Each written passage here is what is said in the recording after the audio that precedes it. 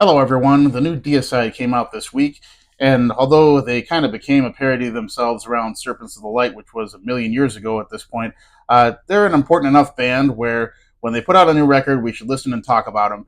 And as I was doing so on YouTube, another Christianity is Bad record showed up in my feed below it, that being from the band Assaulted Christ. And because the two of them have some similarities, I figured I would put them head to head and see which one comes out on top in terms of the better blasphemic metal record that I've heard this weekend. So let's start with Deicide. As you guys know, the first single I pretty much detested because of the party time atmosphere it had, and I feel the same way about it in retrospect. However, the placement that it has on the record makes sense, and I do appreciate it more in the context of the entire full length. The second single I thought was a little bit better, had more of an interesting staccato aspect to it. Not really that remarkable, but better on the whole than the first single. So now we have the whole record to talk about. And for the most part, it is passable. There's some stuff here that would fit comfortably on Once Upon the Cross, which was their last record that they were probably able to be taken seriously on. But the odd thing about this record is the only things that are really memorable about it are when they try to not sound like Deicide, which makes this kind of a more diverse record for them, surprisingly. But they're trying to branch out and maybe show influences that they've had from other bands throughout history, like the title track, which might as well be a Judas Priest song.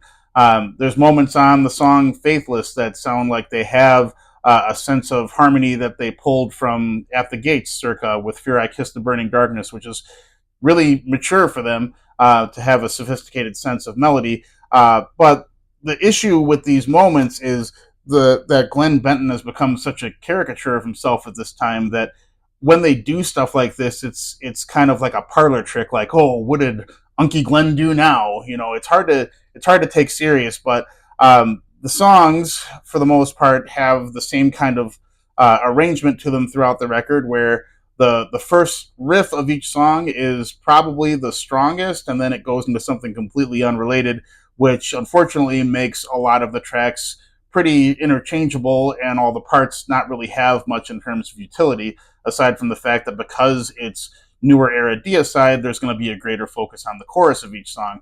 But on the whole, it is an inoffensive, which is a hilarious thing to say about Deicide record. It's not going to be very memorable except for when they try to step outside the box, and when they do so, it's more of a kitschy moment than anything, which is not something we should ever be saying about Deicide. So let's move on to the other record that showed up in my feed.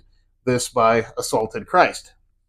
And I have to say, despite me not knowing who the hell this is, I looked it up and it's the product of one person. This record is fucking cool.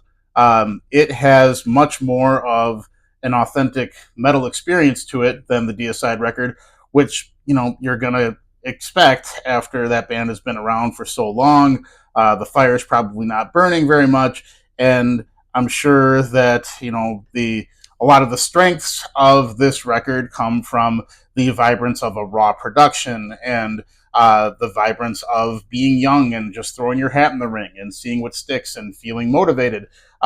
There's a lot to be said for this record in terms of how mature it is, despite it being a newer project. It's got the kind of atmosphere that you kind of long for after hearing stuff like Infester. It's a very murky, raw, abrasive record where the melodies that do bubble up to the surface show a nice contrast, and it's more of a memorable experience than the Deicide record, which is super polished, super shiny and plasticky product. But this is going to make you feel more like you're listening to a record that was authentically made in the 90s, which I was way more into. There are some moments where it kind of feels like they borrow a little bit from modern metal. There's like a slam part, and I think the second track, but it's not too far removed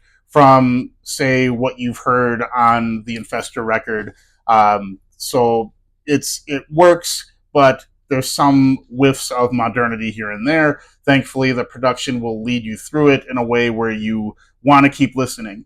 It feels more, I don't want to say dangerous, because danger in metal now is a hilarious concept, but it feels more like you're not comfortable as you're listening to the record. It's a much more rewarding experience in that regard. Whereas, of course, the Deicide is super comfortable, super pristine, super polished, and kind of going through the motions, except for when they want to just throw their hand at trying to sound like other bands. So I definitely recommend this record for it being a one man project. It's pretty amazing that it doesn't suck.